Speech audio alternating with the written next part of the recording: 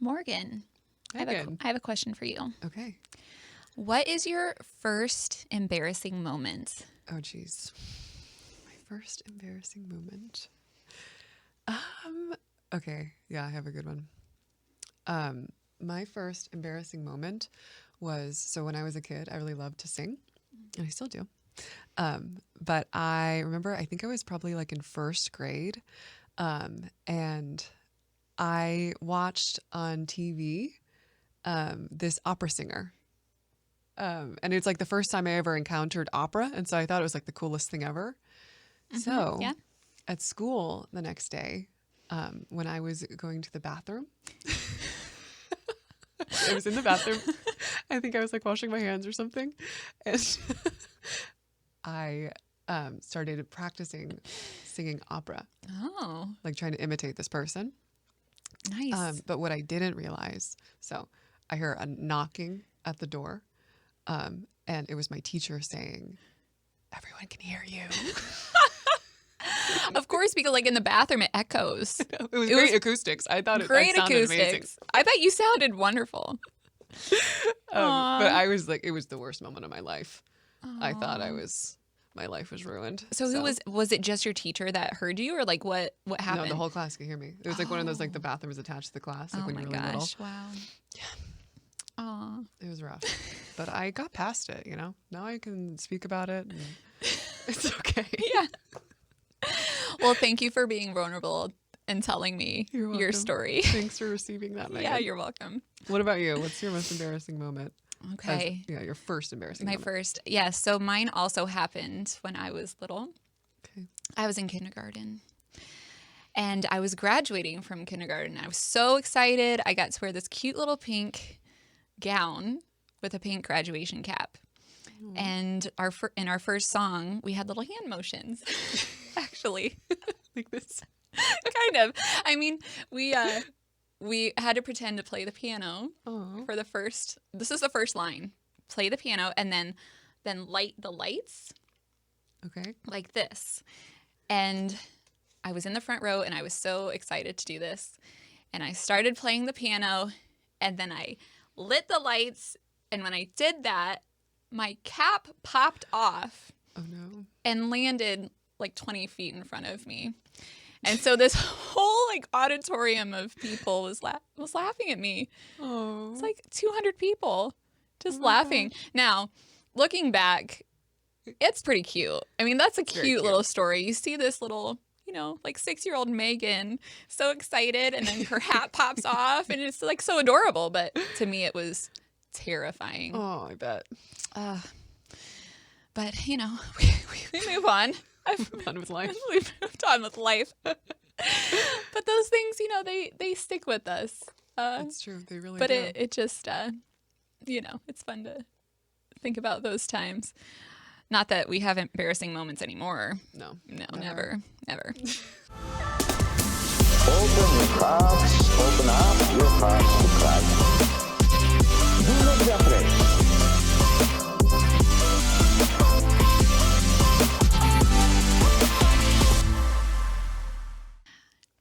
Before we begin, we want to invite you to consider joining the AWAKEN Nation.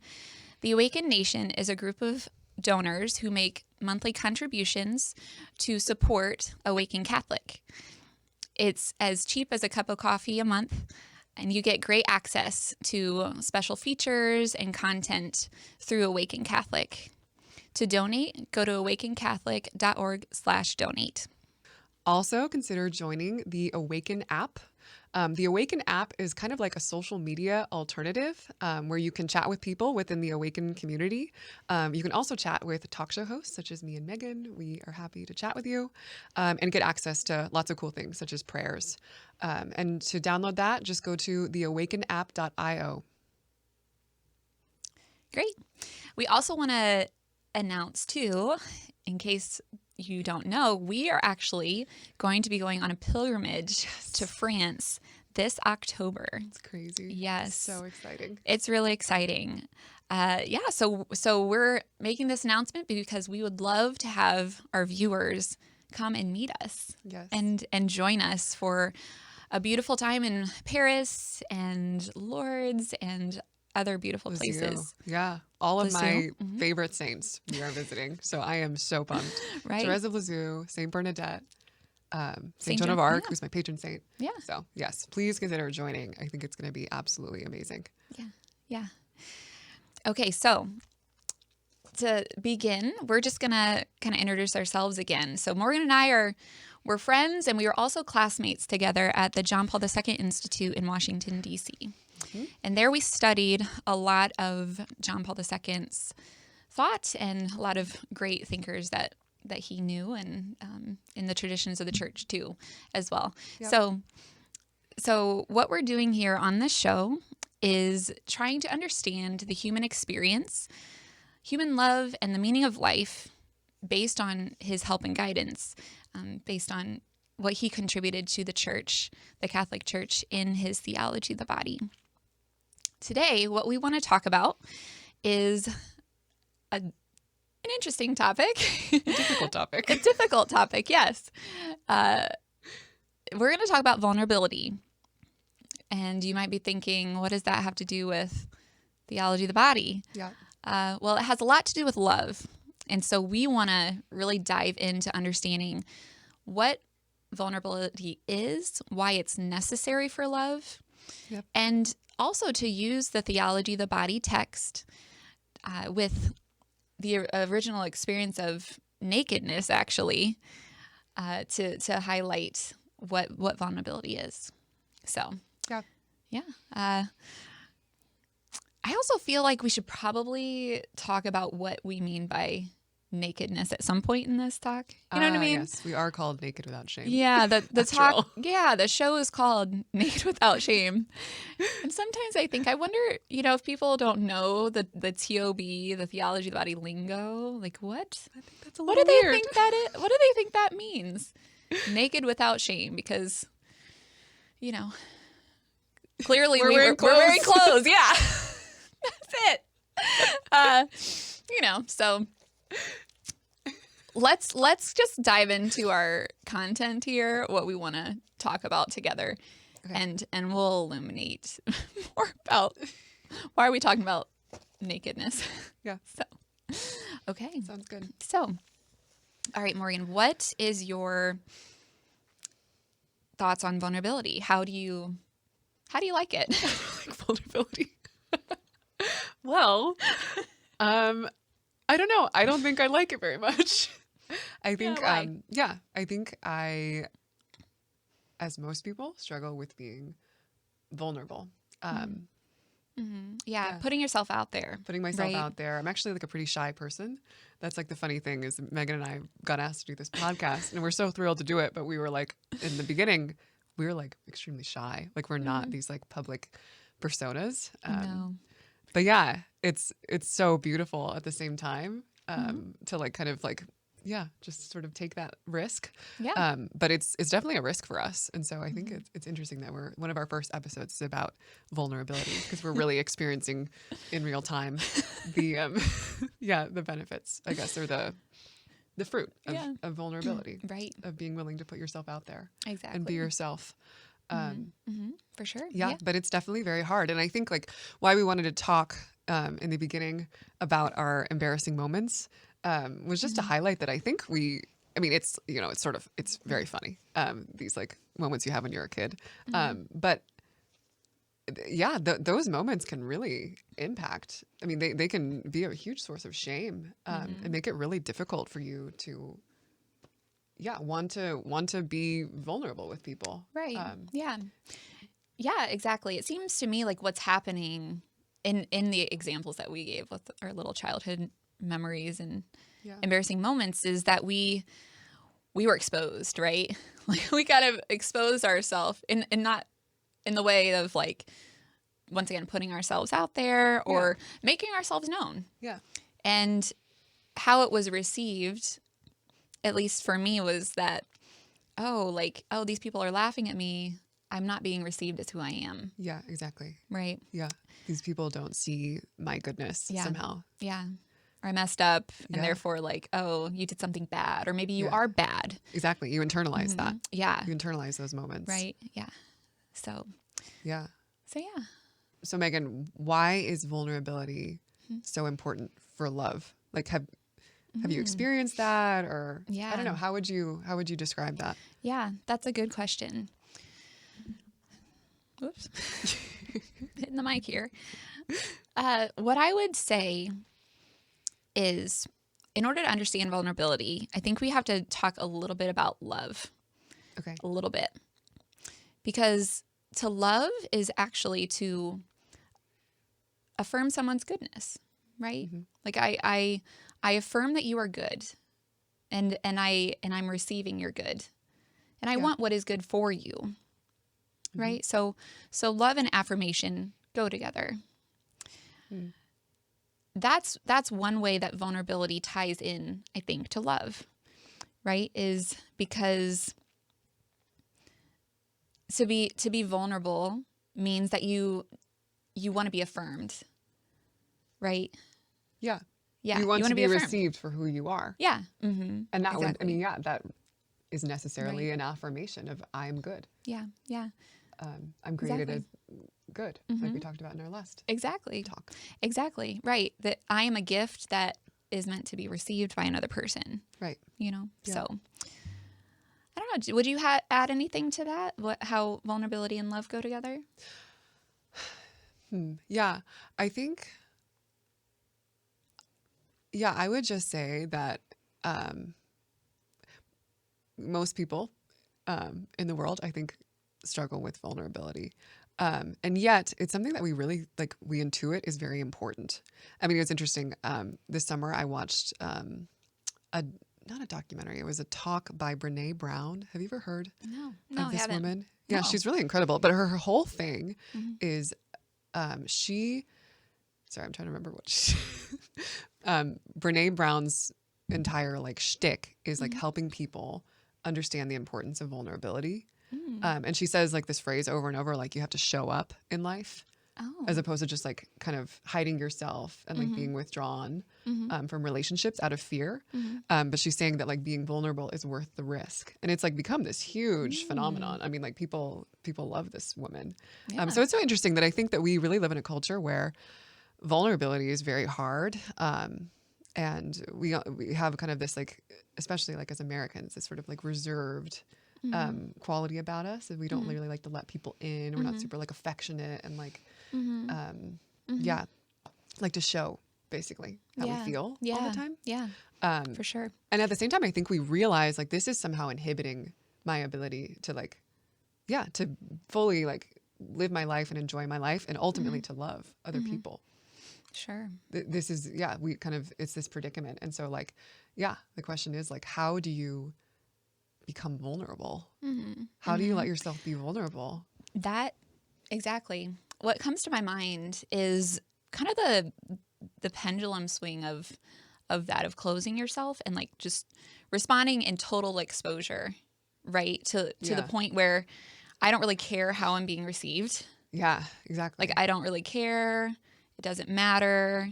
I just forget about what people think. Yeah, exactly. I think that's that's the total other end of the spectrum that we see in our culture is we have, on one hand, we're very reserved. We kind of there's a lot of this trepidation about being ourselves and being open. Yeah. And on the other end of the spectrum, it's just in response to that, I'm just going to share everything with everyone all the time and not be ashamed. And I think that it's interesting, but I think that that's not quite the answer either. Yeah. And I want to kind of help think through during this episode, what is authentic vulnerability? How do you authentically be vulnerable? Exactly. Yeah. There has to be a middle ground. And I think remembering your dignity has a lot to do with that, as well as understanding the experience of shame. In our last episode, we talked a little bit about shame. Right. So maybe this would be a good time then to talk more about what John Paul II says about original nakedness and shame. Yeah. Does that sound good? Definitely. Okay, good. Okay, so do you want to start? You want me to start? You start. Okay, I'll start. So let me just take a brief second and explain to people how the theology of the body is organized. Does that sound good? Yeah, perfect. Okay, I'm going to say that again. Which camera is on right now? This one. Okay. Let me take a second and just explain to our listeners how the Theology of the Body book is organized. This is it, actually, right here. Right there. This is the book. Okay? This is what we're talking about.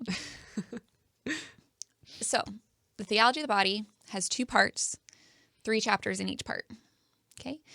And so what we're diving into with understanding original nakedness occurs in the first part and in the first chapter, where Christ talks about man in the beginning, before original sin enters the world.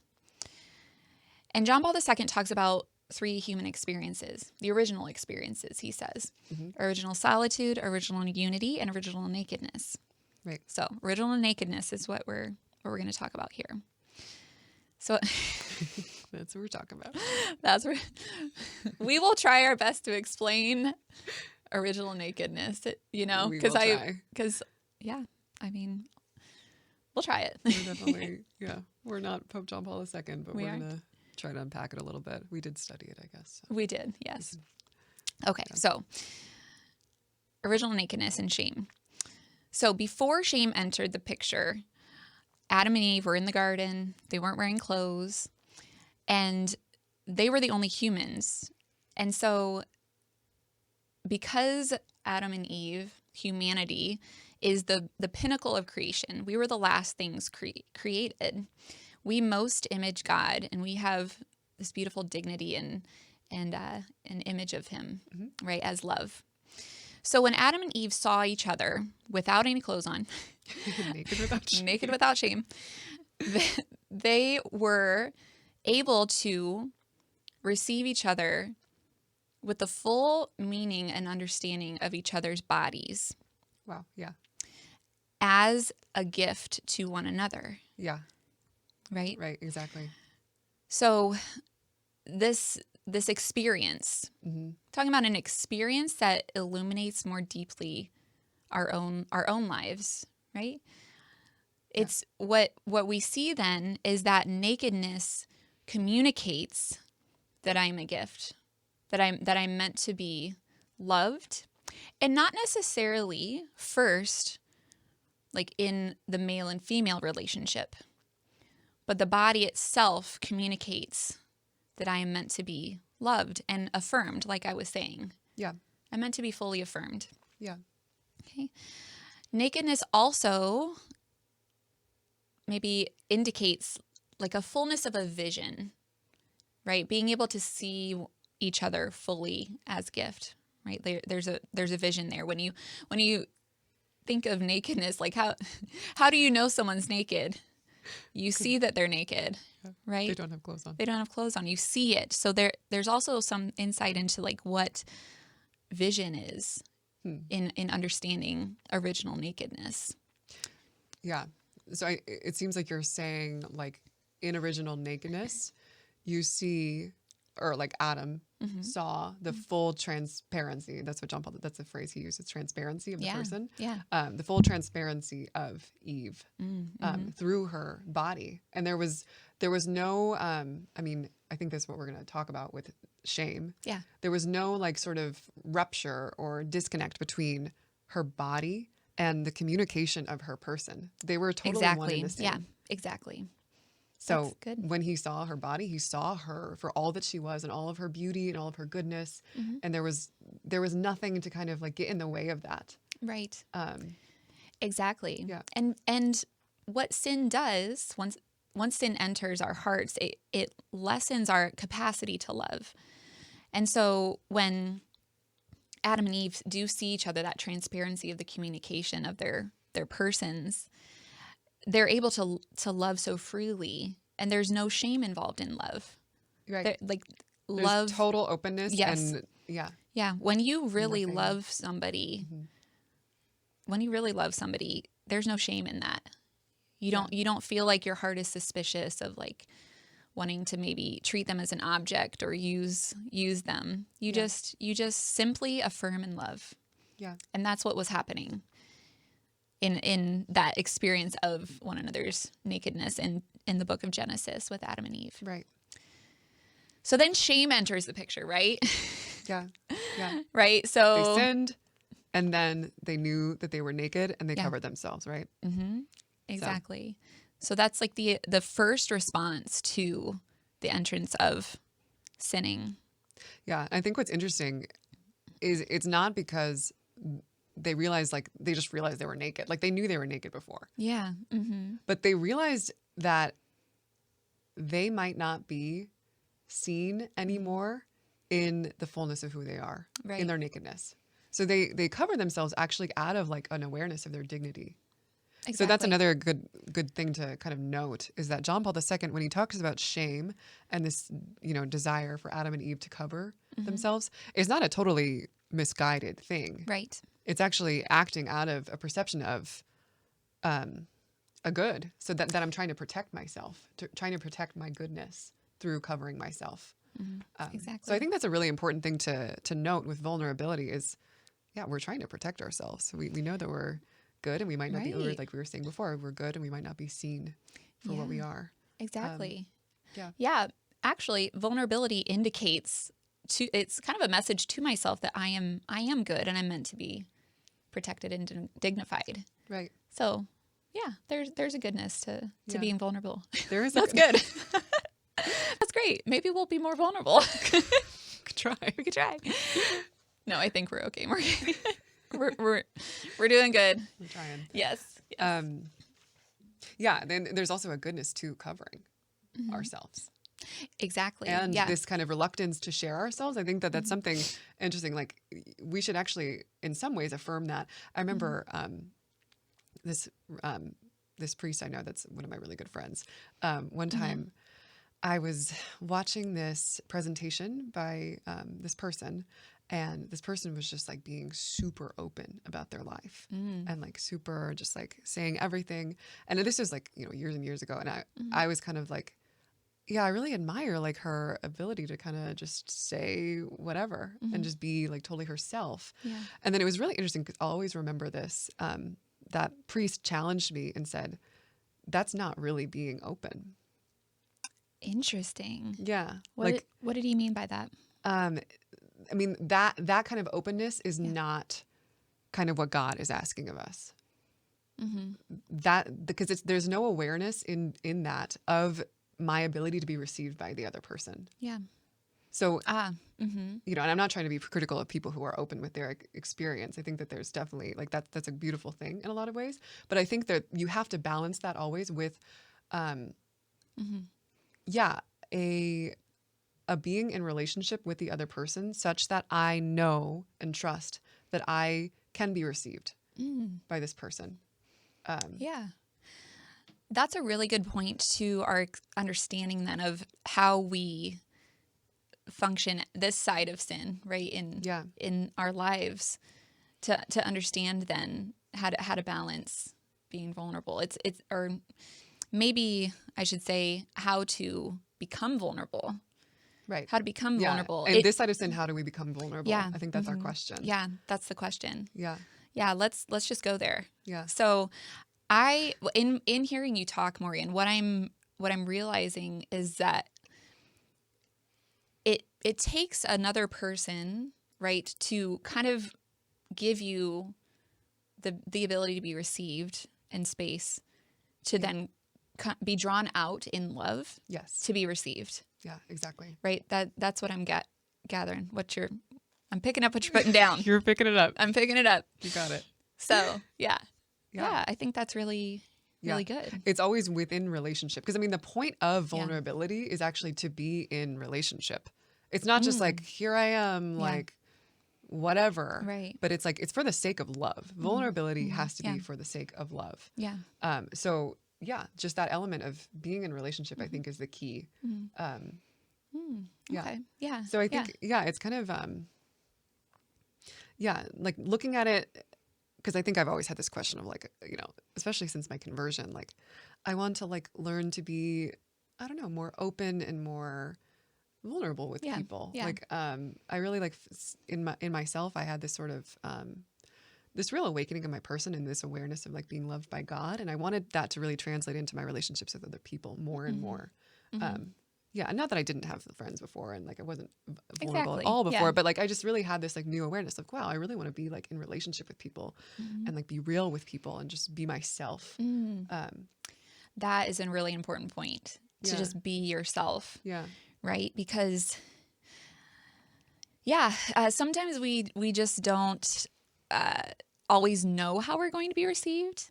And so sometimes we think, oh, I need to become something, like become a certain way in order for the receiver to receive me, Right. right? Yeah, So why is being yourself important when we know that sometimes we won't be received perfectly? Yeah, I think this is been one of my huge realizations too in the past couple years, in that like, the being holy is not just about like, okay, I kind of like perfect myself, I do all the right things, I follow the rules, so to speak, and then I can be in relationships with people and it's going to be fine. But it's actually, I mean, it's like much more difficult than that. And I mean, in that way is actually like impossible too. But the other way actually requires a lot more of me in that I have to like, to really like be able to love someone. I have to be willing to like show myself for who I am. Yeah. So like first I have to trust, like we were saying, I have to trust that this person is like going to be able to receive, even though it's always a risk. You don't fully know how someone's going to receive you. Right. Other than God, you know, but a person, I mean, there's going to be a risk involved in that. Yeah. Even when you're married. Yeah. That's know? that's a big thing. Yeah.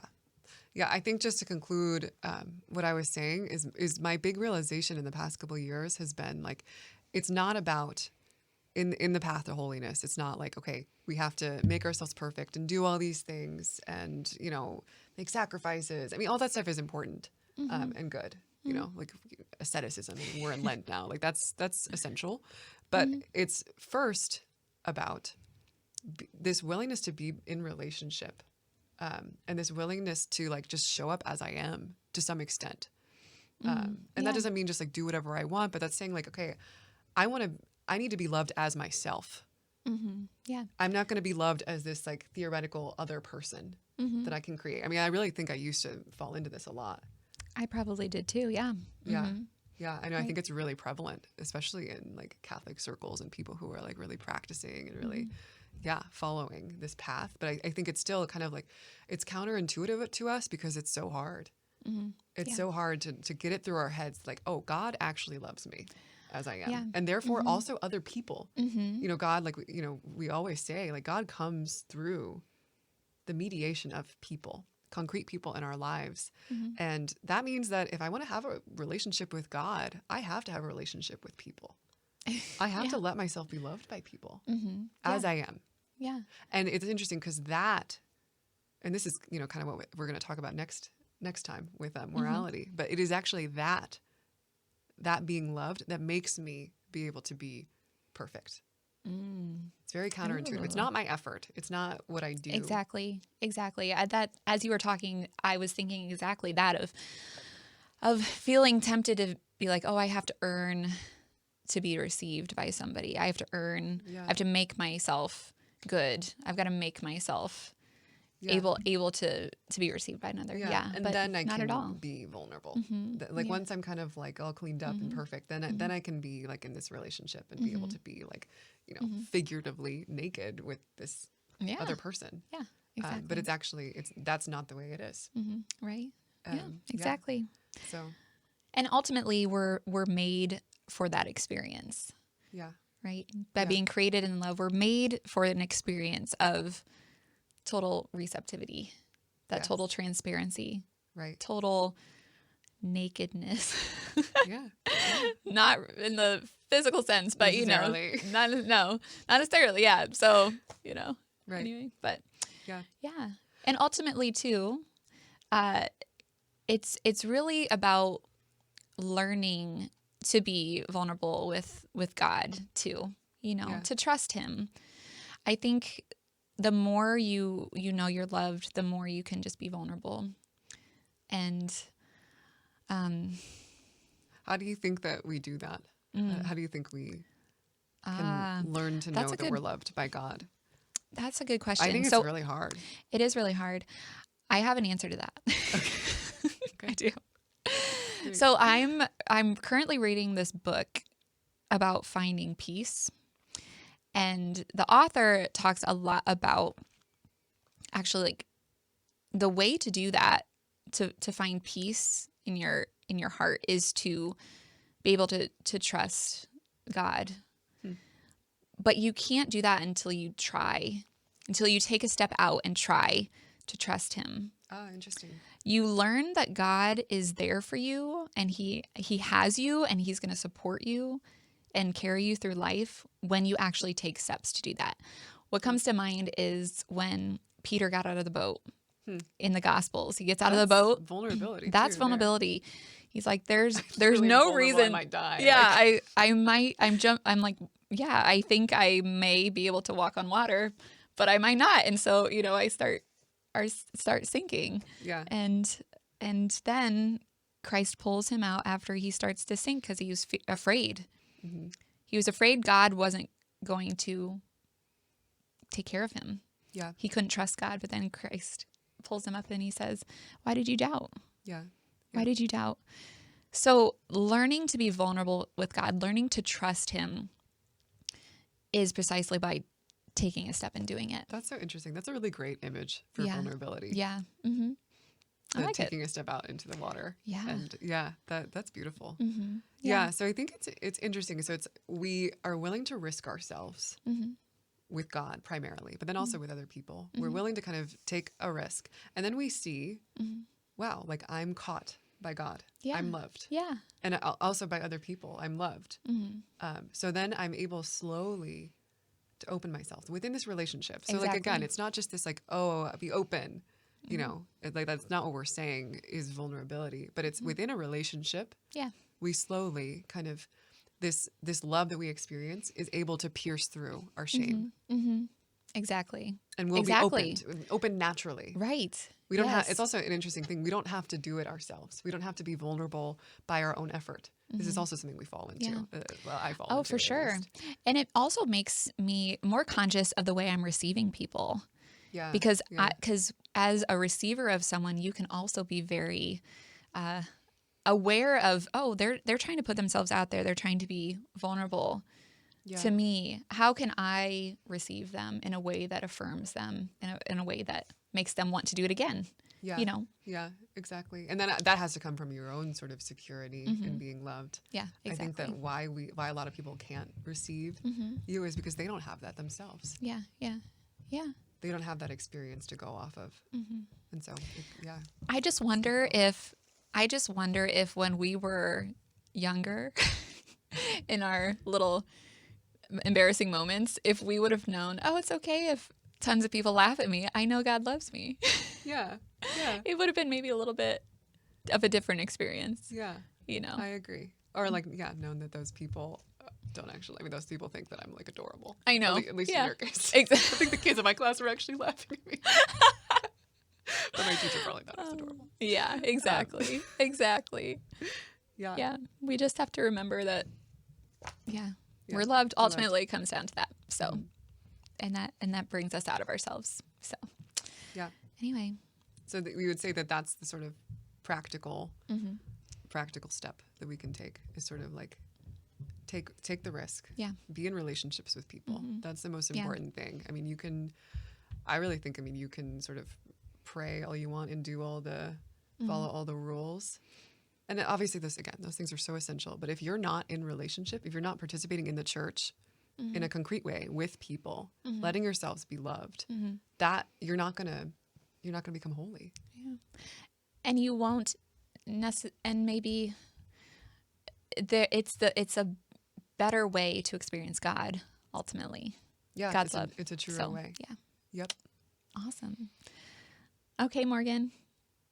I think that's all we have for today. Okay. Sound good? Yeah. Okay. Sounds good. All right. Well, thank you everybody for listening in on our conversation about vulnerability and original nakedness. We hope you learned something today. And we want you to remember you are good and you are a gift. We'll see you next time. Yes, see you next time. This show and all media on Awaken Catholic is made possible by the Awaken Nation and the Hallow app.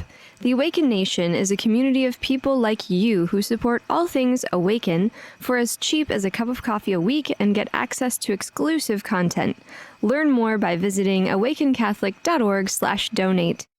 Hallow is the only audio-guided Catholic prayer app focused on contemplative prayer and traditional Catholic meditation such as Lectio Divina, Daily Examen, and the Rosary. We here at Awaken all use Hallow every day and love it. To learn more or give it a try, visit hallow.app/awaken.